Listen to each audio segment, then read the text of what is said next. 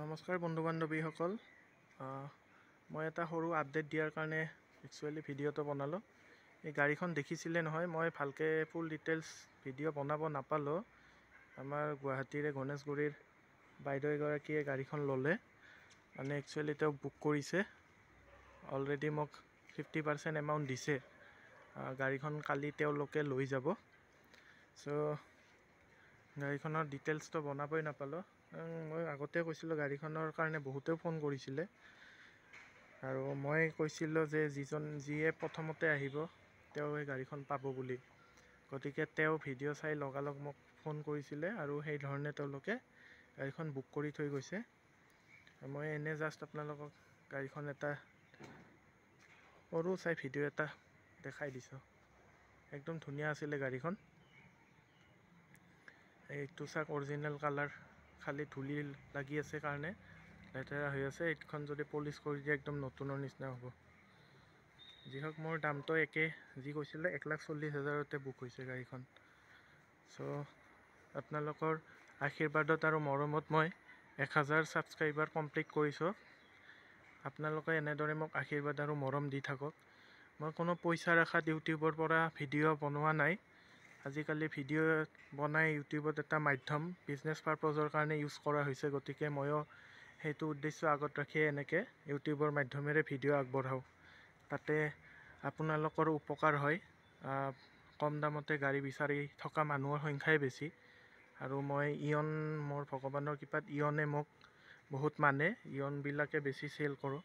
আৰু নিগেটিভ কমেণ্টটো থাকিবই, গতিকে নিগেটিভ কমেণ্টৰ মাজেৰে আমি পজিটিভলৈ গতি কৰিব লাগিব। আৰু মোৰ তাতে নিগেটিভ কমেণ্টছ খুব কম আহে, আৰু যিহেতু মই প্ৰাইচটো ৰিজনেবল ৰাখোঁ। আপোনালোকে ভিডিঅ' চাই থাকিব, আৰু নেক্সট কি গাড়ী লাগে কমেণ্ট কৰিব। i10 এখনৰ সন্ধান পাইছোঁ মই। সেইখন 2011 মডেলৰ, আৰু সেইখন ফুল গেটআপত থকা গাড়ী। আৰু সেইখন চাগে মই চাব যাম কালি। এতিয়া আপোনালোকক সৰু আপডেটটো দিলোঁ যে গাড়ীখন বুক হৈছে। আপোনালোকে গাড়ীখন বহুত ফোন কৰিছিলে, কিন্তু দুদিন ধৰি বৰষুণ দি আছিলে গুৱাহাটীত, গতিকে পানী হৈ আছিলে। কিন্তু আজি ৰ'দ শুকোৱাৰ লগে লগে বাইদেউ আহি গাড়ীখন বুক কৰিছে। যি হওক, আপোনালোকে এনেদৰে ভিডিঅ' চাই থাকিব আপডেট পোৱাৰ কাৰণে। আৰু বহুতে অযথা টাইম পাছ কৰাৰ কাৰণেও ফোন কৰে।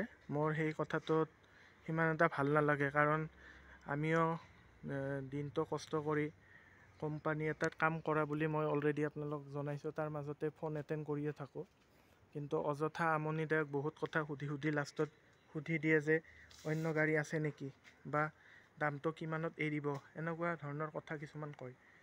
বাৰ্গেনিং সকলোৱে কৰে, কিন্তু বাৰ্গেনিং কৰাৰ এটা সীমা থাকে, বা কেনেকৈ কৰিব লাগে সেইটো এটা কথা আহে। গতিকে যিসকল বেপাৰী ধৰণৰ মানুহ, যিসকলে ৰিচেলাৰ হয় বা ডিলাৰ হয়, তেওঁলোকে যেন মোক কণ্টেক্ট নকৰে। আগতেও কৈছোঁ, মই এইটো অনুৰোধ জনাইছোঁ, কাৰণ মই তেওঁলোকক গাড়ীখন দিবলৈ অপাৰগ। মই তেওঁলোকক গাড়ী নিদিওঁ। আৰু যিসকল জেনুইন বায়াৰ, তেওঁলোকে আজি এনেকৈ গাড়ীখন চালে, পচন্দ লাগিলে আৰু বুক কৰিলে বা লৈ যাব। সেনেকুৱা হ'লে ভাল, বেছি বেটাৰ। অযথা আপোনাৰো সময় অপব্যয় কৰি আৰু মোৰো সময় অপব্যয় হয়। গতিকে সেইটো অনুৰোধ থাকিল, ৰিচেলাৰ বা বায়াৰসকলে যাতে কণ্টেক্ট নকৰে।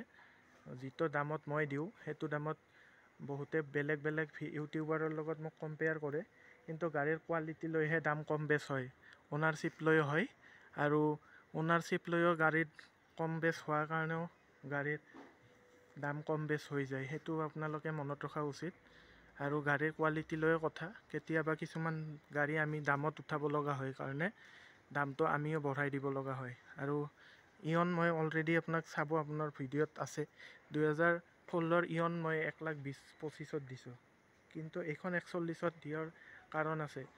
বহুত ধৰণৰ ৰিজন থাকে কিছুমান, সেইবিলাক আৰু ভিডিঅ'ত এক্সপ্লেইন কৰি থকা দিগদাৰ।